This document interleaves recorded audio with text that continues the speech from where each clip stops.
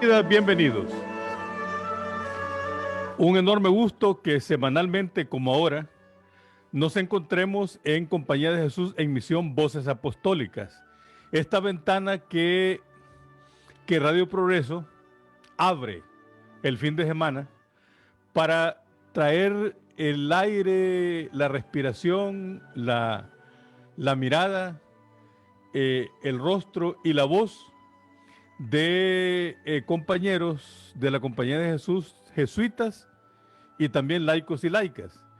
Y de esa manera contribuir a que la Compañía de Jesús, a través de Radio Progreso, acerque su misión apostólica a ustedes, a los oyentes de la radio y a quienes también se vinculan con nosotros a través de las redes sociales. Siéntanse cómodas y cómodos, están en su casa. Radio Progreso es una casa para escuchar, para platicar, para preguntarnos cosas, para generar elementos para una opinión personal y comunitaria. En este fin de semana, me alegro mucho de compartir esta tertulia con un compañero jesuita al cual yo conozco desde hace muchas décadas. Cuando vivíamos en El Salvador, yo estaba estudiando teología y llegó aquel muchacho sin la barba con la que ustedes lo ven, quienes tienen oportunidad de acercarse al Facebook Live, y llegó entusiasta del otro lado del Atlántico. Y desde entonces yo lo conozco vinculado con esta obra apostólica latinoamericana, o incluso mundial, que se llama Fe y Alegría, Fundación Fe y Alegría. Miquel Cortés, ese es el compañero jesuita muy cercano a nosotros. En varias ocasiones ha estado aquí en Honduras. Nos hemos encontrado en diversidad y cantidad de reuniones. Hemos tenido diversos debates y unas coincidencias enormes en cuanto a cómo estamos viendo la misión. Por eso para mí es una gran alegría tenerte, querido Miquel, y te doy la primera bienvenida con un abrazo, querido Miquel. Muchas gracias, Melo, y compañeros y compañeras de la Radio Progreso. Pues para mí también es un honor, ¿no?, poder estar aquí conversando contigo. Como dices, nos conocemos de años, cuando vivían ustedes en Antiguo, allá, ¿verdad? Y yo era un maestrillo ahí, iniciándome en esta América Latina tan apasionante. Sí, estamos hablando de la década de los Y 80. bueno, pues es un gusto estar aquí compartiendo la experiencia.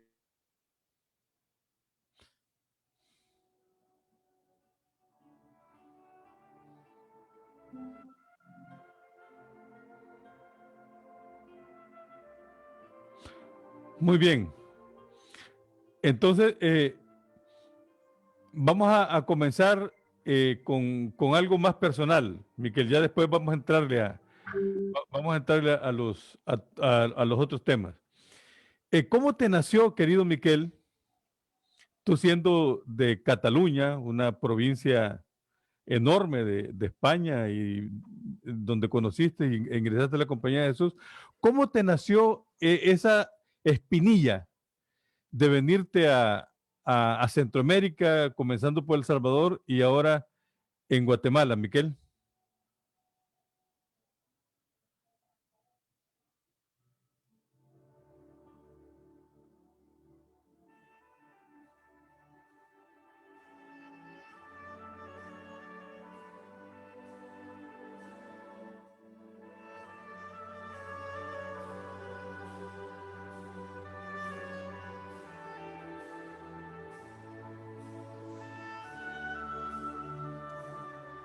Parece que hemos tenido una pequeña falla en la Se perdió. conectividad. Pero ¿escuchaste la pregunta que te lancé? No, Se congeló, ¿verdad? sí. Bueno, pues entonces, lo que decíamos, y no importa, ya la vida nos va a ir abriendo camino. La pregunta que te iba a hacer, te hice inicialmente, es personal, querido Miquel. Ajá, Es, ajá.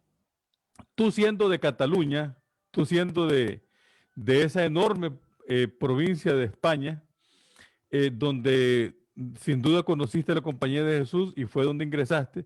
¿Cómo te nació, Miquel, la espinilla por venirte a Centroamérica, comenzando por El Salvador y luego ahora donde estás en Guatemala?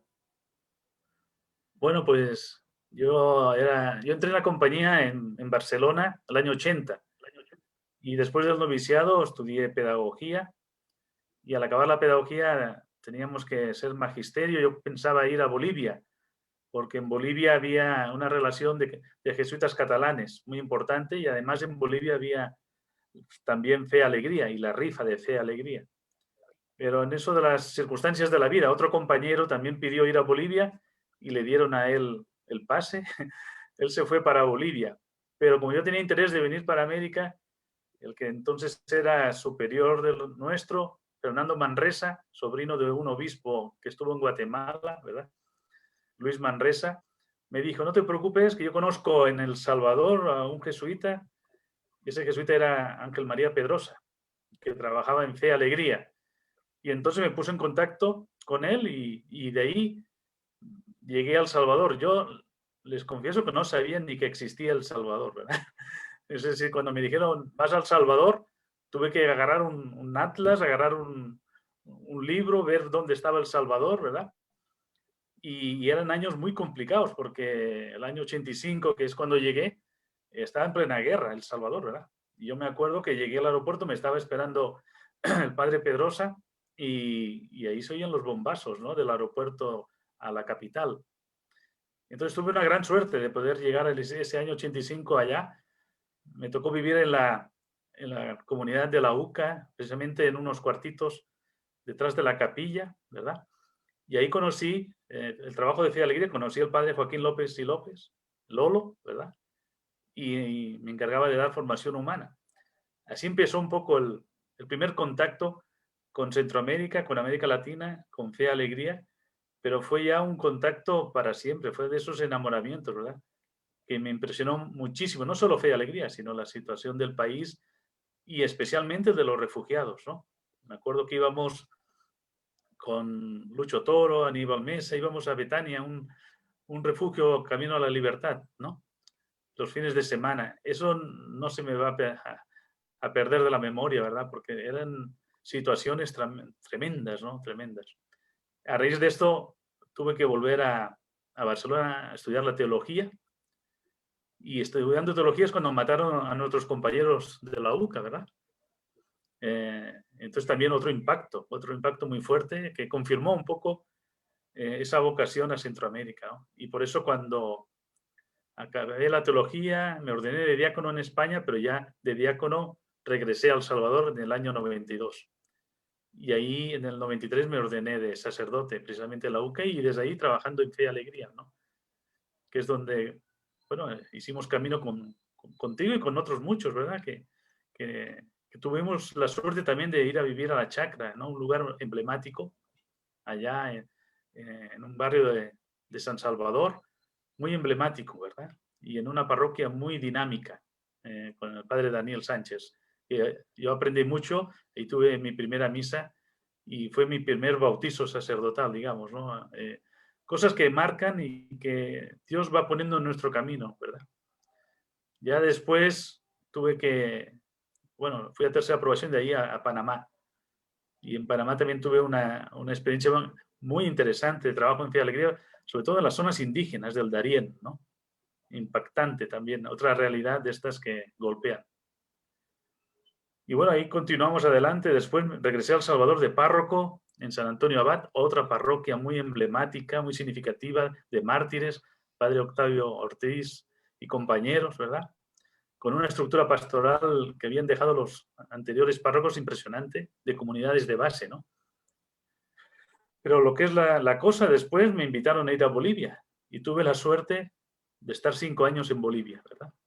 En Cochabamba, trabajando en el Centro Vicente Cañas y la Fundación Uramant, un trabajo social, y también me tocó estar de administrador del arzobispado de Cochabamba, con lo cual me dio una visión muy grande de la iglesia boliviana, ¿verdad?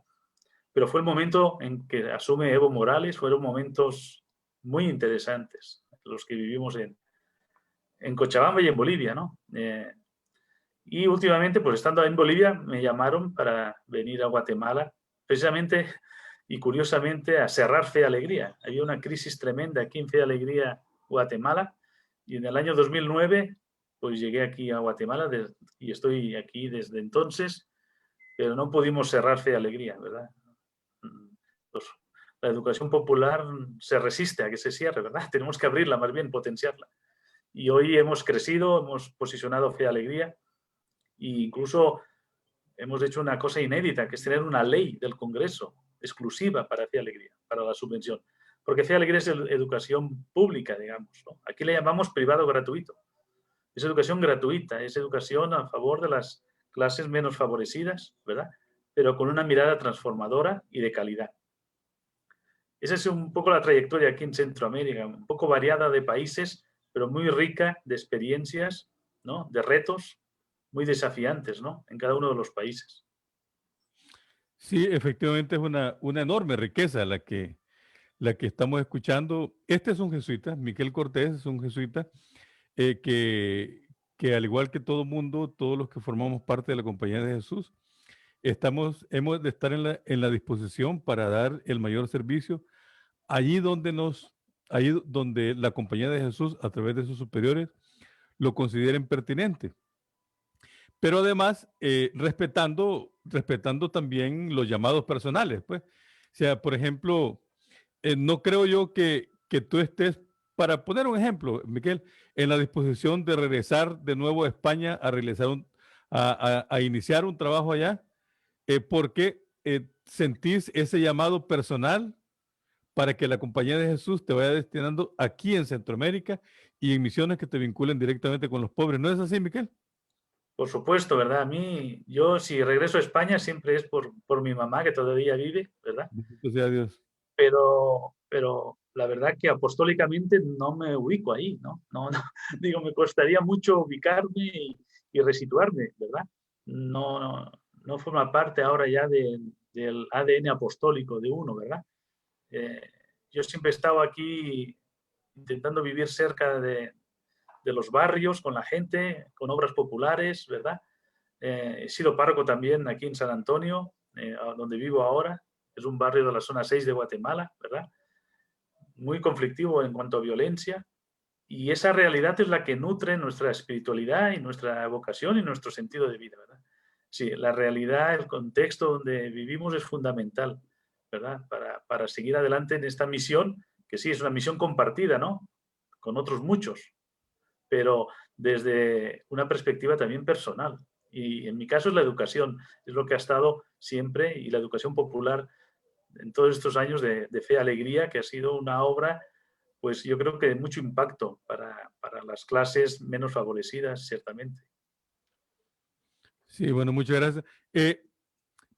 Miquel, justamente te iba a preguntar y ya lo comenzaste a decir, pero sí yo recuerdo muy bien que allá por el año 2009 la Compañía de Jesús te dio el destino para Guatemala para que pusieras en marcha el proceso del cierre de Fe y Alegría a raíz de una cantidad de conflictos internos, de problemas administrativos, es decir, una obra apostólica que estaba cayéndose o que estaba caída, según la valoración que yo escuché de los jesuitas, de los superiores. ¿Qué te llevó a contribuir a que la Compañía de Jesús, en lugar de cerrarla, asumiera con todos los desafíos Fe y Alegría en Guatemala? ¿Qué proceso llevaste para pasar del cierre a una propuesta de una apertura y bueno, de consolidación hasta lograr ese dato que dices que el propio Congreso Nacional aprobara un decreto para subsidiar a Fe y Alegría? ¿Y en qué momento se encuentra Fe y Alegría en este momento, querido Miquel? Bueno, al llegar aquí en el 2009 la situación era muy crítica. En primer lugar, porque ya la misma compañía estaba un poco agotada en cuanto al apoyo a Fe y Alegría, no se veían resultados. También Fe y Alegría era una obra económicamente deficitaria, muy deficitaria, y también con una mala gestión, ¿no? Yo me encontré una mala gestión en la que un grupo de la junta directiva o un grupo con una mirada no tan social pensaba que se podían resolver los problemas. Lo primero fue cambiar un poco esa junta directiva, pasar un poco a un proceso de participación de todas las personas que trabajan en Fe y Alegría, los colaboradores, dinamizar las comunidades educativas y sobre todo involucrar a los padres y madres de familia desde una perspectiva de la educación como un derecho. Es decir, yo me acuerdo que cuando visitaba, tuve que visitar muchísimo, ¿no? Las comunidades son, en aquel entonces eran 40 y pico comunidades educativas, hoy son 57, ¿verdad? En aquel entonces eran 12.000 estudiantes, ahora somos 18.000, ¿verdad? Hemos aumentado. Pero lo importante era involucrar a los padres y madres de familia, diciéndoles, miren, ustedes tienen derecho a la educación, tienen derecho a que sus hijos tengan una educación de calidad. Y en este sentido, los padres de familia respondieron, hicimos organizaciones de padres y madres de familia en cada escuela, ¿verdad? Y introducimos un elemento fundamental para la educación, que es la acción pública. Si queremos que sea una educación transformadora, tenemos que hacer acción pública. Y acción pública significa incidencia política también. Y de ahí hicimos un proceso con el Congreso Nacional, ¿verdad? Con políticos que invitábamos a visitar nuestras comunidades educativas, con padres y madres de familia que explicaban cómo se sentían en la educación de Fe y Alegría. Ese fue un proceso muy grande. Y otro de formación de los educadores, ¿no? De generar una identidad y incluso un lema que nos ha ayudado mucho, que es hacemos juntos lo que solos no podemos, ¿verdad? Y hacemos juntos. Un poco de no hacer un trabajo de oficina, de no hacer un trabajo de una oficina central que controla, sino descentralizar la gestión, ¿verdad? Y entrar en una dinámica que llamamos de redarquía, que es el trabajo en red, redarquía, el trabajo en red, el gobierno de las redes, ¿no? Y entonces trabajar en ejes, el eje de educación, el eje de sostenibilidad, el eje de acción pública, ¿verdad? Dando liderazgo a la gente. Y esto ha sido muy importante, que la gente se sienta colíderes, ¿no? No creo yo en esos líderes carismáticos, protagónicos, ¿verdad? Esto está caducado porque pasa la persona y se acaba todo, sino empoderar a la gente desde un liderazgo compartido. Esto ha sido un trabajo de formación, ¿verdad? De nuestro equipo, no solo central, sino de los equipos descentralizados, ¿verdad? Y de involucrar incluso a los estudiantes. Hoy hay gobiernos estudiantiles también. Y un programa muy interesante que se llama Protagonismo Juvenil Organizado, donde cientos de estudiantes se organizan, hacen sus propuestas y participan en la toma de decisiones de las comunidades educativas. Esto ha hecho un empoderamiento de Fe y Alegría tremendo, tremendo, porque ya no está la fuerza en el dinero o en el presupuesto, ¿verdad? Sino que la fuerza está en la gente, ¿no? Y hoy estamos en una situación realmente, bueno, siempre estamos en emergencia porque hoy, aparte de los desastres naturales, también estamos pendientes del presupuesto que nos va a asignar el gobierno. Hubo problemas políticos. El presupuesto que aprobó el Congreso ahora lo han engavetado por situación política y estamos viendo readecuaciones para el 2021. Pero Fe Alegría no se detiene. Seguimos adelante, ¿verdad? Con poco, con mucho presupuesto saldremos adelante porque la fuerza está en la gente y está en esa fuerza de la educación gratuita de calidad. Esto es muy importante, estas tres palabras, ¿no? Porque si no es educación, porque es un derecho que garantiza otros derechos. Gratuita, porque si no es gratuita, se convierte en un privilegio, ¿verdad? Y de calidad, porque no podemos asociar la educación pública a mala calidad. Si la calidad no es exclusividad de la educación privada, ni de los sectores de élite de los países, ni de los empresarios. La calidad hay que llevarla a todo al accionar, especialmente educativo y también apostólico, ¿verdad? Interesante, es decir, una propuesta, un impulso educativo desde Fe y Alegría en función de y en la lucha por una educación como derecho, una educación gratuita y una educación de calidad. Eh, Miquel querido, bueno, primero quiero decirles a los amigos y amigas que estamos en Voces Apostólicas, Compañía de Jesús en Misión Voces Apostólicas, y en este fin de semana estamos en plática, como ya ustedes se dan cuenta, con el padre Miguel Cortés Bonfil. Él es actualmente el coordinador centroamericano de las Fe y Alegrías. Y un jesuita muy cercano, nos conocemos desde hace muchas décadas, eh, y, y por eso a mí en lo personal me da una especial alegría tener a un hombre tan valioso y tan cercano como es Miquel Cortés. Miquel Cortés, ayúdanos a echar una mirada más amplia a partir de estos tres pilares: derecho a la educación, educación gratuita y educación de calidad. Eh, ¿Cómo aporta y cómo contribuye Fe y Alegría en América Latina y luego particularmente en Centroamérica para impulsar estos tres pilares de la misión apostólica de Fe y Alegría? Bueno, el tema de derecho de la educación creo que nos hemos ido posicionando y en todos los países, y no solo en América Latina, estamos entrando en África con fuerza y en Asia. Y el derecho a la educación no es un derecho que esté garantizado para las mayorías de nuestras poblaciones y especialmente en esta pandemia.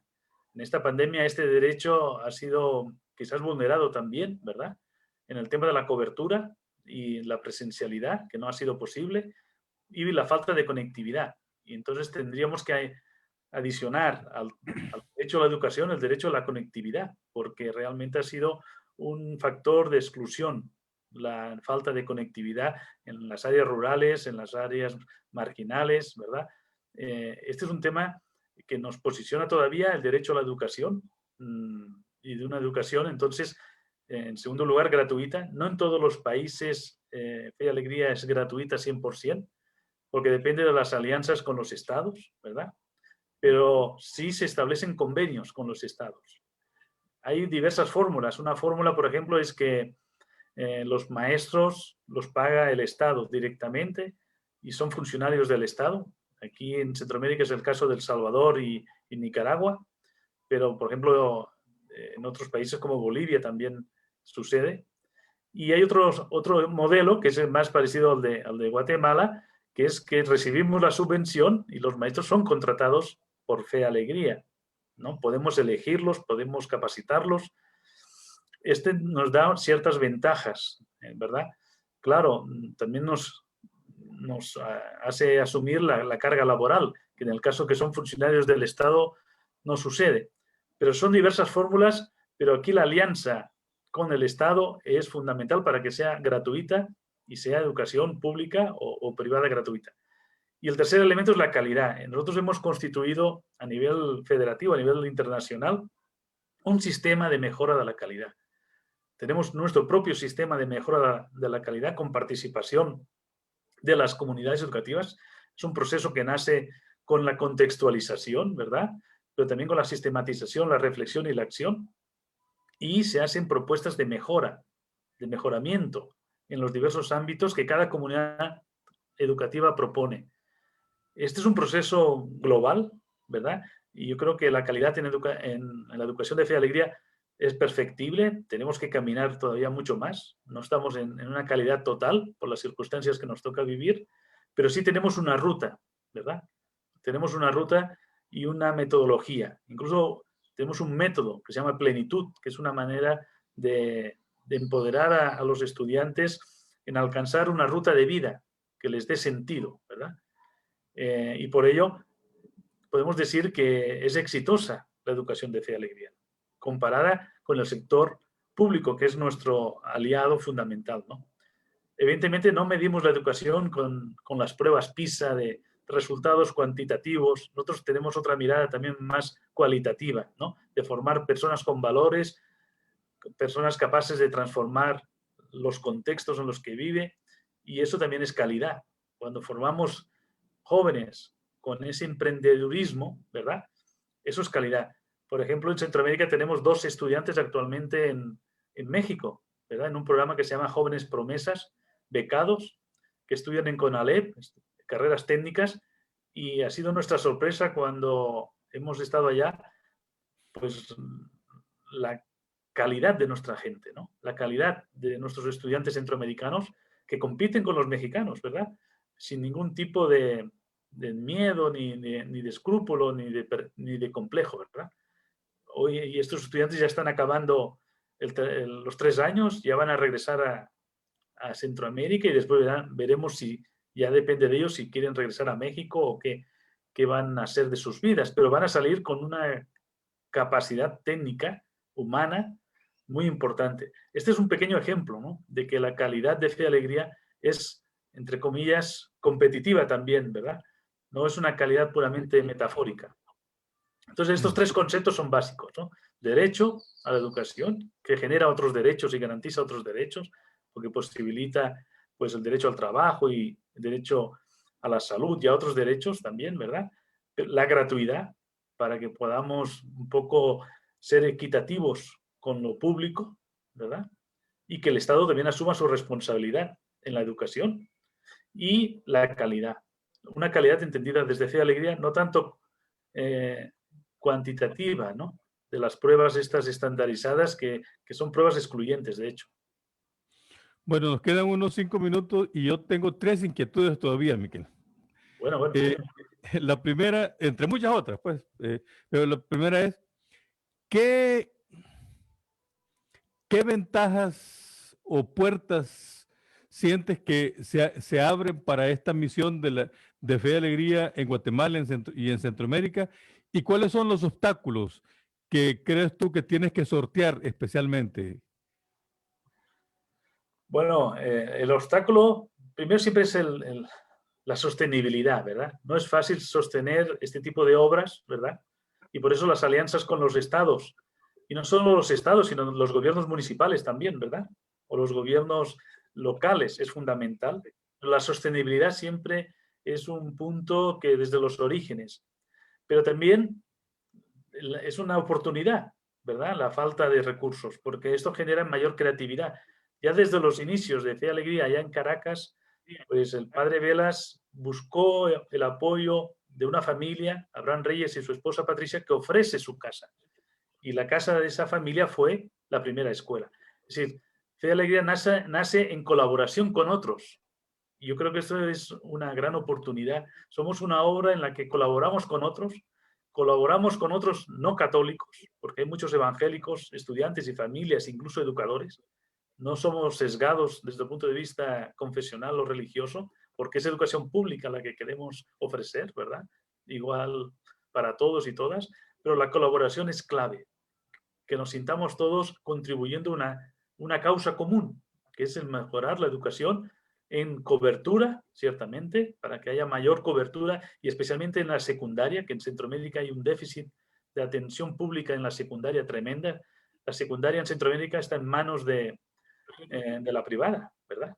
Fundamentalmente, ¿no? Y ahí hay un reto muy grande y por eso hay tantos jóvenes que ni estudian ni trabajan y que están en situaciones de mucha vulnerabilidad, porque no hay una oferta pública para los sectores adolescentes y jóvenes, ¿verdad? Entonces ahí hay una labor, una gran oportunidad que tiene Fe y Alegría. Nosotros tenemos formación técnica, ¿verdad? Estamos en convenios con IBM, por ejemplo, y otras empresas importantes, y en cada uno de los países Fe y Alegría tiene sus escuelas técnicas, también en Honduras, ¿verdad? Hay los centros técnicos que han hecho tanto bien y han capacitado a tantos jóvenes. Entonces, allí se generan grandes retos. Y sobre todo, influir en las políticas públicas. Este es otro reto tremendo, ¿verdad? Así como nosotros tenemos un espacio en el Congreso de la República, estamos en diálogo con el Ministerio de Educación, así tenemos que estar en todos los países, influyendo desde las personas que tienen la toma de decisiones, sobre todo en el ámbito educativo, sabiendo que la educación ha ido para atrás, que la pandemia ha retrocedido avances que habíamos tenido en educación, en cobertura y en calidad, y que tenemos que recuperar esos espacios. Ahí hay un reto muy grande. Y también al interior de la compañía tengo que decir que cuando yo vine hace 35 años, Fe Alegría era una obra muy poco valorada, ¿verdad? Muy personal, del padre Lolo o del padre tal. Hoy yo creo que hemos ganado un espacio, nos lo hemos ganado, Fe y Alegría, un espacio en las estructuras de gobierno de la compañía y en la misma compañía, y no solo a nivel provincial, sino a nivel internacional, ¿verdad? Y por eso estamos trabajando ahora toda una estrategia global de la federación, ¿verdad? Para incidir también en las grandes redes. Por ejemplo, ya hay una red que se llama EduRed, que participa Flaxi, participa Aushal y Fe y Alegría por el derecho a la educación. Ya son impactos globales. Pero claro, la ventaja de Fe y Alegría es que esos impactos nacen en lo local. Entonces, esa articulación de lo local y lo global es fundamental en educación, ¿verdad? No podemos quedarnos solo en una mirada global, etérea, ¿verdad? Ambigua, si no tenemos las raíces en lo local. Y Fe y Alegría tiene muchos puntos geográficos en comunidades realmente rurales, marginales. Por ejemplo, aquí en Guatemala trabajamos en 11 departamentos, en 19 municipios, ¿verdad? 57 puntos geográficos en el país. Esto nos permite tener un contacto con la realidad nacional y especialmente de los más vulnerados, importantísima, y nos da una palabra creíble cuando tenemos que tener una mirada más global. Y por último, decirte que desde hace unos años, Fe y Alegría Centroamérica participamos en el Consejo Consultivo del SICA, del Sistema de Integración Centroamericana. Eso fue también una opción de acción pública, de incidir en el SICA, y estamos en el Consejo Consultivo, somos la única organización de educación popular y de educación primaria y secundaria, porque está el Consejo de Universidades y las empresas privadas y los pymes, etcétera, pero de educación estamos allí en el Consejo, y este año nos eligieron como parte del directorio, entonces estamos en el directorio del Consejo Consultivo. Sabemos que el SICA no funciona muy bien, ¿verdad? Y que es una integración centroamericana todavía por soñar, pero hay que ganar esos espacios y estar ahí presente, ¿verdad? Bueno, el tiempo se nos ha ido agotando, pero voy a juntar la segunda y la tercera inquietud que tengo en una sola. Miquel Cortés es conocido por muchos de nosotros como un gran gestor. ¿Qué otras cualidades, además de esta que es ampliamente reconocida, tiene Miquel Cortés para hacerle frente a estos desafíos apostólicos que ha recibido en su misión? Y segundo, ¿cómo alimenta tu fe este trabajo apostólico tuyo en Fe y Alegría, querido Miquel? Bueno, yo creo que la gestión, si no va vinculada a la espiritualidad, se convierte en una gestión empresarial, ¿verdad? Y deshumanizadora. Entonces, ¿cómo articular espiritualidad y gestión? Yo creo que por eso a mí me ha ayudado mucho, aparte de ser director de Fe y Alegría, ser párroco. Y a veces conjugar las dos cosas. Porque estar en una parroquia, en la pastoral, el contacto con la gente, alimenta la espiritualidad. Y es esa segunda pregunta que tú dices, ¿no? ¿Cómo la fe se alimenta? Para mí, se alimenta de los retos, de los retos. Es decir, o dicho más teológicamente, la fe se alimenta de la cruz, ¿no? Y de los crucificados, ¿no? Entonces, una fe que se alimenta de las dificultades, de los retos, de los desafíos, es una fe siempre viva, ¿no? Es una fe que tiene que estar confiada en Dios, porque nuestras posibilidades realmente no son posible construir lo que hemos construido. Cuando nosotros conseguimos la ley de la República fue una obra de Dios, y decimos que Fe y Alegría es una obra de Dios. No es por la gestión. Claro, tenemos que gestionar y tenemos que articular y tenemos que administrar, pero si no tenemos esa fe que nace de la cruz, ¿verdad? De los crucificados, pues también nos podemos separar y convertirnos en, bueno, sí, en voluntarios o empresarios de ONGs, que no es un poco el sentido de la compañía, creo, ni de la misión que se nos confía, ¿no? Miquel, qué final más bonito. A mí me ha inspirado mucho. Te agradezco que hayas conversado con nosotros, con Radio Progreso, y que Radio Progreso me dé el privilegio de lanzarles preguntas y coordinar este pequeño espacio. La verdad que muy agradecido por tu presencia, por tu palabra, por tu voz, por tu testimonio, que el Señor te siga bendiciendo y ciertamente que sigas contribuyendo a que esas verticalidades y esas jerarquías vayan dando paso a esta redarquía, esta nueva formulación de trabajo en red que tanto necesitamos. Gracias, Miquel, y gracias, amigos y amigas, por sintonizarnos en este fin de semana con el padre Miquel Cortés Bonfil. Él es el jesuita, coordinador de Fe y Alegría en Guatemala, y coordinador también de Fe y Alegría, director de Fe y Alegría en Guatemala, y coordinador general de la Fe y Alegría de Centroamérica. Gran compañero jesuita, y sin duda alguna nos vamos a seguir encontrando aquí en Compañía de Jesús en Misión, Voces Apostólicas. Muy buenos días. Muchas gracias. Compañía de Jesús en Misión.